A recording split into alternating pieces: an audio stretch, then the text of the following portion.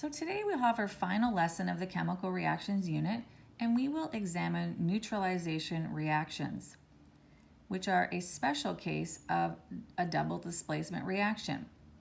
In a neutralization reaction, an acid reacts with a base to produce water and an ionic salt. An acid can be neutralized by either a hydroxide compound or a carbonate compound, and we will look at both of those types in this lesson.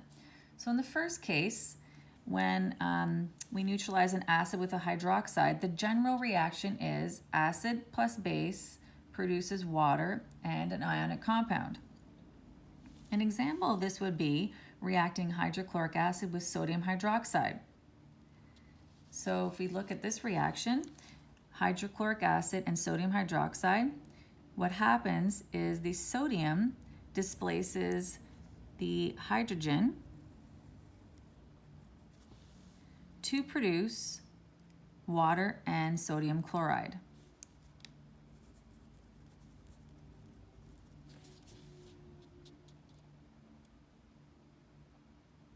In a second case, an acid can be neutralized by carbonate compounds. And the general reaction for this would be acid plus a carbonate produces water and carbon dioxide and an ionic compound. So for example, when sulfuric acid reacts with calcium carbonate,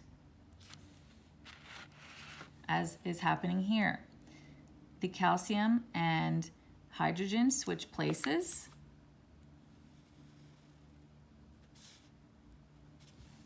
and the resulting compounds are carbonic acid, H2CO3, and calcium sulfate. The carbonic acid will then immediately decompose to water and carbon dioxide.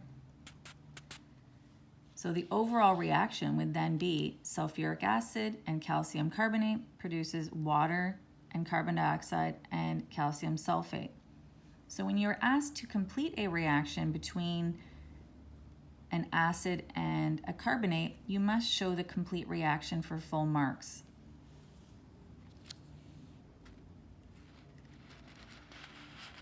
Some applications of neutralization reactions are rehabilitating lakes.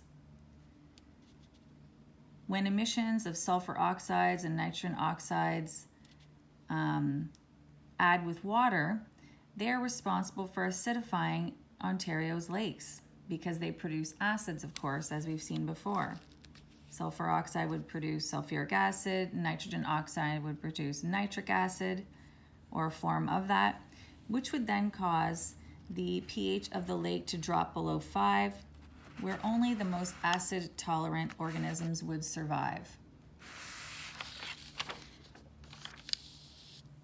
Thankfully, southern Ontario lakes contain limestone, which is calcium carbonate, which would then act as a natural antacid, which would help to neutralize acidified lake water.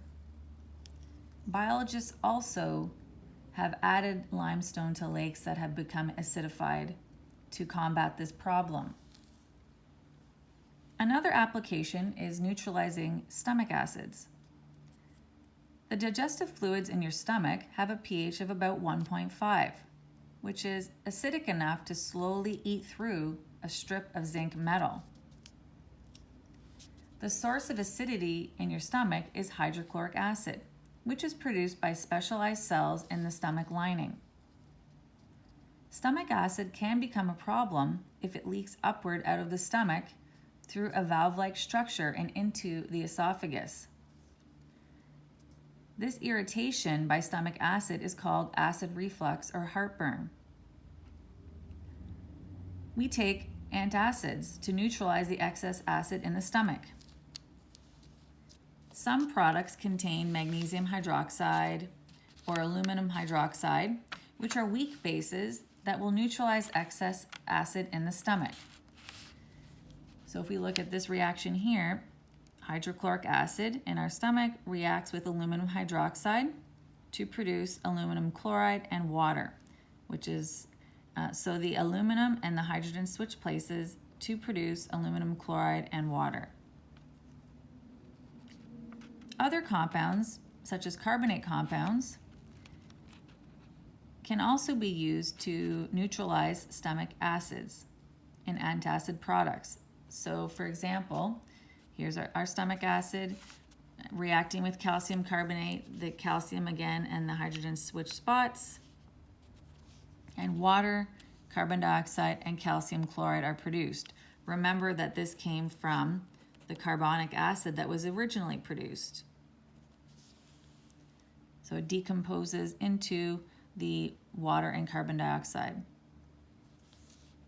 We also use acids for baking, and they are called leavening agents.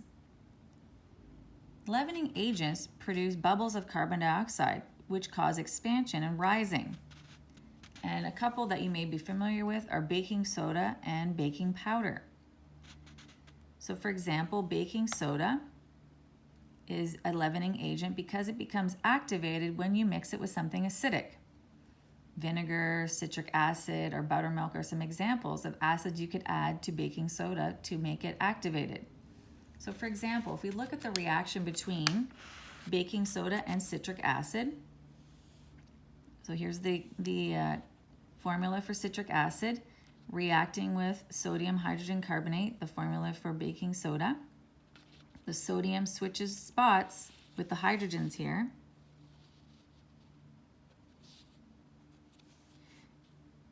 So we end up with sodium citrate, carbon dioxide, and water.